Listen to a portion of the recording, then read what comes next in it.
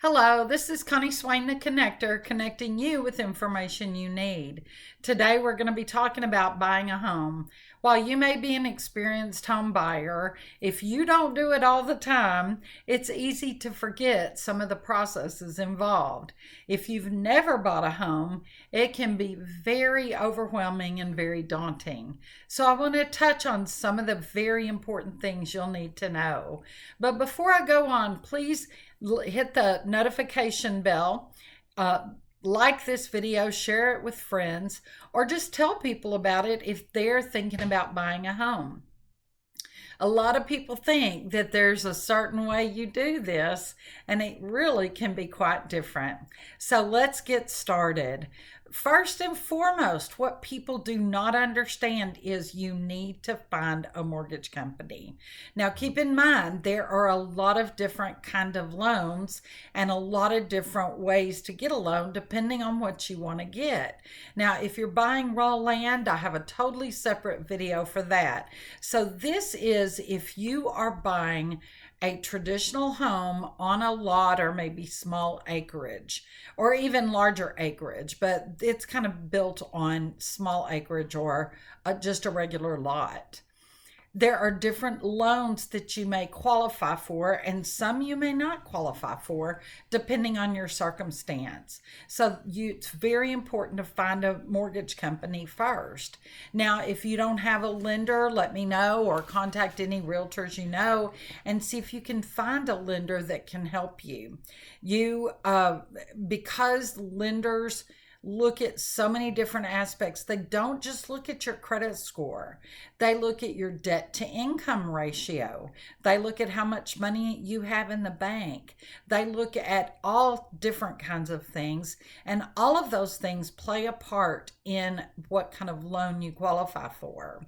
So find a mortgage company. And when you're talking to mortgage companies, before you pick one, call 2 or 3 different ones. Find out what their current interest rates are. Find out what their closing costs are going to be, because it's different for different companies and it's different for different types of loans. A lot of people don't understand that it's very rare to get into a mortgage loan with no money at closing. You will have to have some money. So make sure and talk to them and find out what that looks like. Then once you find the one you like, get pre-approved. And a pre-approval is really just a high-level look that says, yes, based on the information you've given us, we can give you a loan for this amount of money at this interest rate. But here's what you've got to remember about this, is that from the time you get the quote and talk to them till the time you actually get the pre-approval is you don't have a lot of time. And the reason is because the rates will change. So make sure you find the one you think you're most comfortable with and talk to them. I highly recommend you do not use just an online company. There are always a lot of lenders within your area. And the reason is because a lot of online companies may not be based in Texas. And if you're purchasing a home in Texas, the requirements may be different and they may not be able to do the kind of loan you need them to. And unfortunately, because of the way this process works, they may give you a pre-approval in the beginning and you won't find out until later on in the process they're not able to make that loan. So find a local lender, one you can actually have a conversation with on the phone and get the information you need. It's very important to develop those relationships because they will walk you through the entire process. So once you talk to them and get a pre-approval, it will tell you how much you can afford to purchase. It will tell you if you need to pay off some loans or do some debt, or if you need to make some changes. It will tell you how much your payment will be. It will tell you if you can even afford a payment. Just because you have a good credit score does not mean you will qualify for a home loan. I've had people that have thought they were qualified and get into it and find out that either their debt to income ratio was too high or they didn't have enough cushion money in the bank, they couldn't get a home loan. So make sure you have those conversations to find out all the information you can. Ask them about closing costs. When you go in to make a loan, and you sign the final paperwork at closing, you'll not only have to pay your down payment, but you'll have to pay your closing costs, and those are above the down payment. So ask the lender what that will be. Your realtor might be able to give you an idea, but not a really close idea, to make sure that you have enough money in the bank. Once you get that pre-approval, do not make any changes to your finances. Don't change jobs. Don't make any large purchases. Don't spend large amounts of money. If you get a large amount of money, talk to your lender to find out if that's going to affect it. I've literally had people who have received large amounts of money, like say as a gift or something from a relative, and it made a difficulty because the lender needed proof that that money did not come from nefarious circumstances. So just talk to your lender to make sure that that doesn't bother anything. I've known people also that they've put a contract on a house, they had been pre-approved for the loan, and a few days before they went and bought a lot of furniture or a new car, and they weren't able to buy the house. And the reason is that just a few days before closing, the lender will pull your credit score one last time. And if there's a major change on there, it's a red flag. So make sure you don't make any major changes during that time. Then find you a realtor. The next thing, you've got to find your mortgage company, then find a realtor. If you've already got a realtor, that's great. But when you're looking for a realtor, find one that you truly trust and you feel like you can work with. I've had people I know that have talked to me, chosen not to go with me just because they didn't feel like our personalities would mesh. You know what? I get it. You're making a huge investment in your life. You've got to have someone that you can talk to and you're comfortable with. But trust is a huge factor. Now keep in mind, the lender is going to need all your financial information. The realtor doesn't need, they'll need some, but they don't need all of the financials.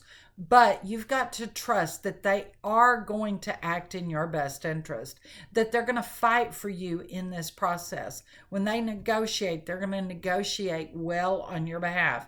And it doesn't mean they have to be hateful or mean or any of that kind of thing, because that can blow up a deal.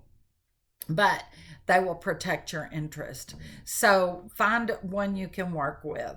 The next thing you want to do is sit down and outline your needs, your wants, the time frame that you're going to need to purchase the home, the price range, and of course, the mortgage company will tell you how much you will qualify for, and that's the max. But you may not want to go to the max. You may want to go less because you don't want your payments that high. So identify the price range and then outline any issues or concerns. But make sure you lay those things out up front, because if you don't have it written down, when you get out and you're looking at properties, sometimes your imagination gets the best of you or the circumstances gets the best of you, and you might find out that you're picking a house that really won't fit your needs. So lay it out, but make sure you understand that you're not going to be able to get everything you're wanting. It just does not happen. So your dream ideas of what you want to do are not going to exist out there. But maybe you can find a house that works well. For instance, let's say a family needs, they want to get a 4 or a 5 bedroom home because mom or dad, one, work from home. So they need bedrooms for them and the kiddos, but they also need something as an office. Some houses are being built now with a separate office, which is fine. Older homes don't necessarily have that, but maybe they have a bonus room. Maybe there's another area that could be morphed into an office area. I know a family that the den was absolutely huge. They worked from home. The family was not at home during the day, so it worked perfectly for their office area. They were able to take a corner of the den and it became their office, and it worked well for them. So just keep those things in mind and let your realtor help you imagine other possibilities and other things you could do. But do not be afraid to be totally open and honest with them about any issues or problems you may be facing. They have a responsibility and they are licensed. Part of that licensing is to ensure privacy. We are not we don't have we are held to a privacy responsibility where we are not able to share your information with people. Now, if there's something unique you do not mind sharing with other people, say potential buyers, we just tell us and we don't mind doing that. But we're not going to tell your business. That's not what we're supposed to do. I have had clients who were going through a serious illness and had to sell their home. And so it was very important that I, as a realtor, knew that, because putting the home on the market and working around those issues were very challenging. But if I knew about it up front, we can work around it. So it's important that you be honest and open with them about your situation. Then it's time to start looking for your home. You know what your price range is, you know what you're looking for. You've got an area you want to look at. So go and look and enjoy the process. You will need to make some sacrifices there, though. So be open to that. However, there may be other parts of that property that are a real blessing. One of the biggest things I tell people, though, is do not rush into a decision. This past summer, now this video is being done in November of 2022, and we have just come out of an extremely hot market where people they didn't have the luxury of taking time to make a decision because most of the houses were gone by the time they had decided. But if you have time, if you're not in that kind of a market, take time to make that decision. You do not want to rush into a decision that you will regret later. So make sure you really take the time and let your realtor help you with making that decision. But listen to your realtor. Let them guide you and direct you on whether this property is really a good buy or not, whether they think in the long run it'll fit into your home life and your plans, and just let them give you that advice. And at the end of the day, they will do what you want them to do. Once you find the home you want to purchase, the realtor can get you copies of all the paperwork, such as the tax information, how much the taxes are. There are disclosure forms. These are forms that the owner fills out that tells you all the technical information about the house. You want to look at all those so you're prepared for all of those situations. And then if you want to do something specific with your property, make sure you tell your realtor. They will make sure and put things in the contract, or if they're not sure if you can do what you want to do, they'll try to find out if the restrictions will keep you from doing that. For instance, there's an area out that's not far from me that the homes are on small acreage tracts, and that area will not allow a second home. And so people who want to get it and maybe put a tiny home for mom, or a guest cottage or something like that, that property, that HOA will not allow for it. So make sure you're well aware of those things going into it. And if your realtor is very familiar with the area, they'll know where that exists and where it doesn't. Once you find a home, then you're going to want to make an offer. So the agent will drop the contract and the agent will work with you on making the best offer. A lot of times people really want to lowball on a home because they like the activity of negotiating and the back and forth. Not all sellers like that. And I've literally had a listing where my seller knew what he wanted for the property and an agent sent a really lowball offer, and my seller not only rejected the offer but refused to allow those people to negotiate and refused to allow them back on his property. So that was very difficult. So offering lowball prices can really hurt you in the long run. So don't lowball it too much, but let your realtor help you with that. Then when you're ready and you've got the contract, you'll have to put up earnest money with the title company. Earnest money is always 1%, a minimum of 1% of the purchase price. So for instance, to make the math easy, if the home is $100,000, the earnest money is $1,000. So you've got to have at least that much money in the bank, because you're going to have to write a check or do a wire transfer to the title company as soon as that contract is accepted by the seller. After the contract is executed, which means both the buyer and the seller has signed it, you as a buyer only have 3 days to get that money to the lender. So you have to have it in the bank before you even make an offer. Then keep in mind that when you go into contract, you're going to have what's called an option period. Now, the option period is a period of time right after you make the contract where you can get an inspection done, or inspections depending on the property. So you can have a licensed inspector go in. They go through the property with a fine-tooth comb. They'll tell you what's good, bad, and ugly about that house. Now, a good inspector won't scare you to death, but they'll be real honest with you about the condition of the home. Once you get that inspection back, then the realtor can negotiate with the seller's agent for either repairs that need to be done or possibly reducing the price instead of making the seller make the repairs. But your realtor can explain this to you. So that option period can be anywhere from 3 to 10 to 15 days.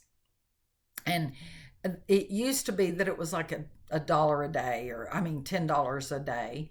So if you did 10 days, it would be $100. But because of the hot market we just came out of, it was raised a little bit. Sellers required a little bit more.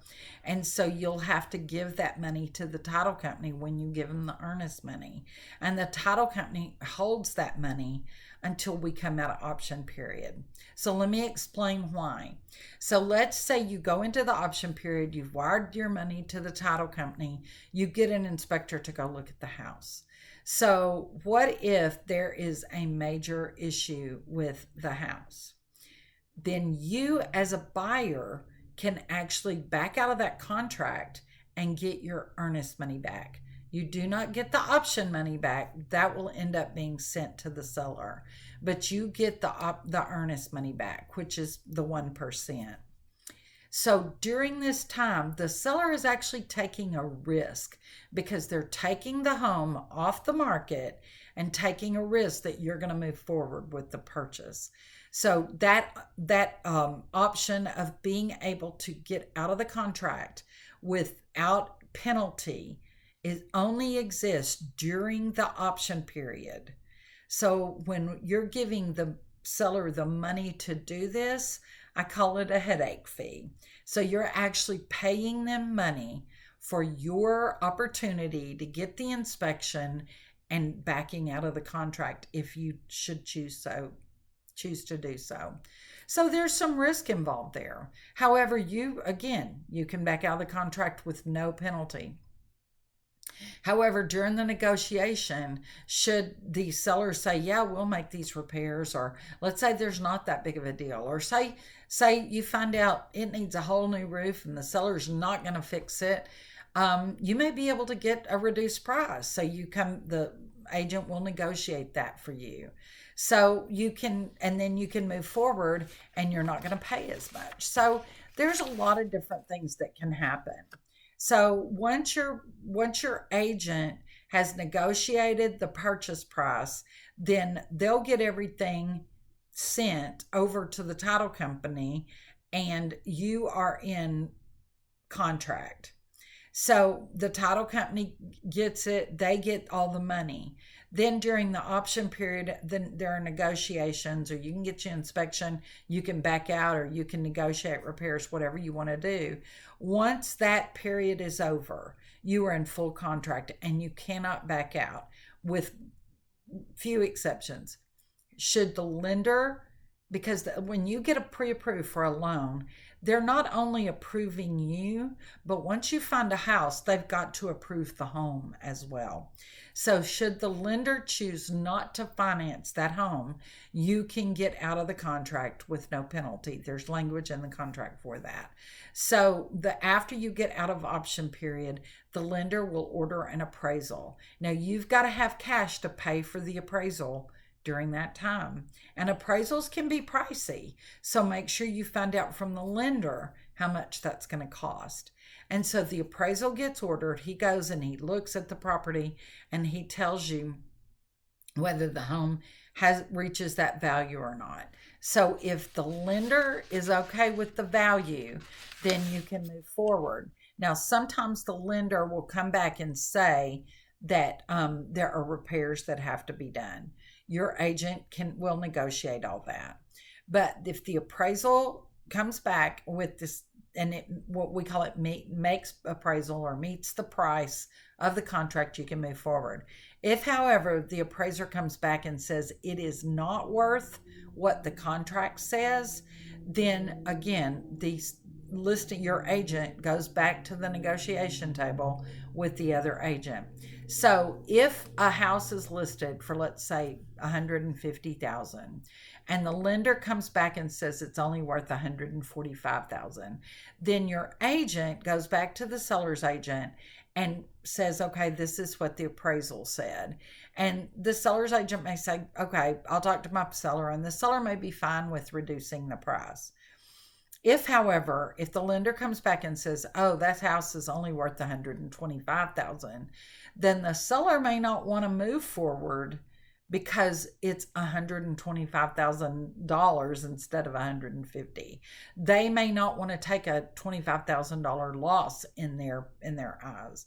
So they may pull out of the contract and all your money is gone. I mean, you'll get your earnest money back usually, but that's a negotiation point, because what you paid for the appraisal, what you paid for the inspection.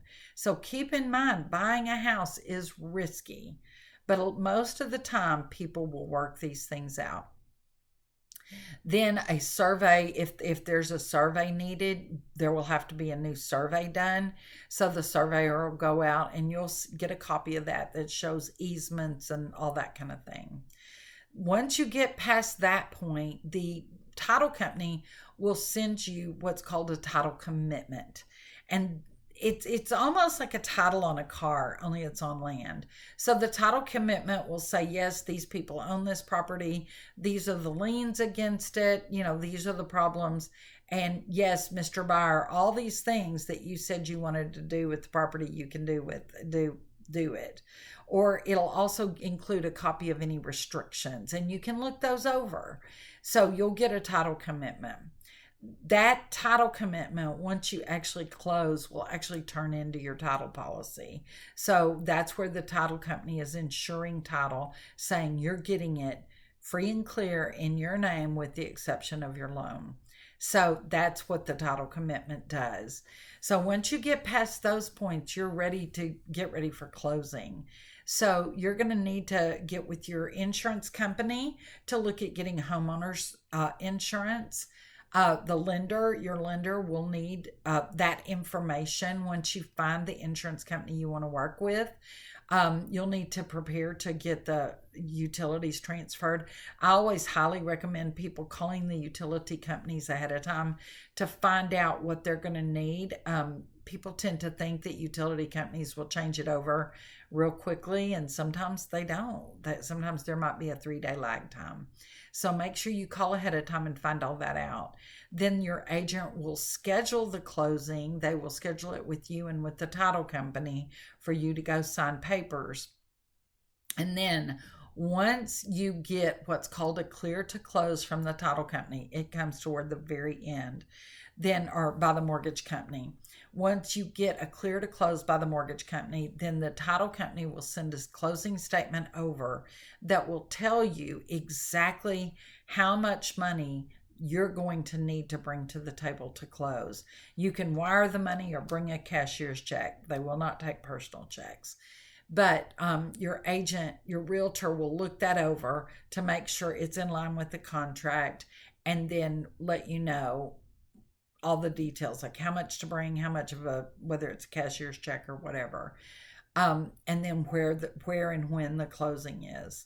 Then right before you close, you're going to do a final walkthrough of the property, and this is done so you make sure that the property is still in good shape, that the seller didn't tear anything up when they left or any of that kind of thing. So you'll do a final walkthrough. Then when you go to closing, the buyers usually sign and sign the closing documents. Then the sellers sign, and then you do not get the keys to the property until after the mortgage company approves the paperwork.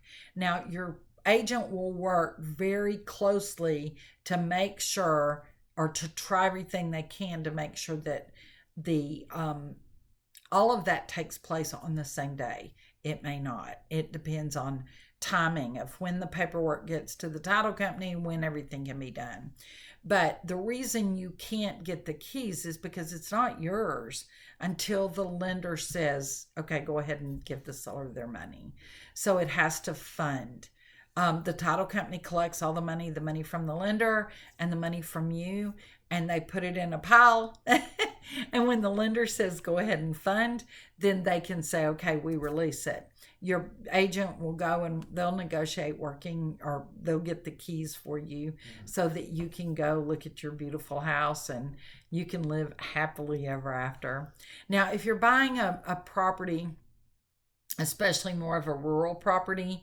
So let's say you're buying a house on a little bit of land and you've always lived in town.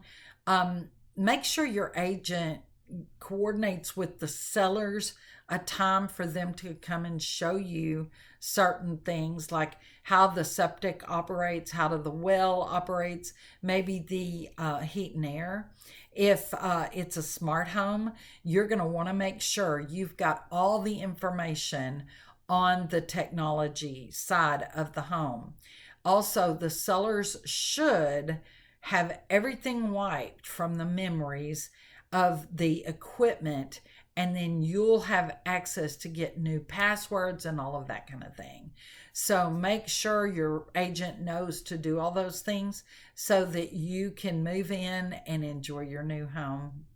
So that's all there is to it, okay? It's a lot, I know, but a good agent will hold your hand and walk you through every single piece of it. So thank you for listening. This is Connie Swain, the Connector, connecting you with information you need to know. Have a good day.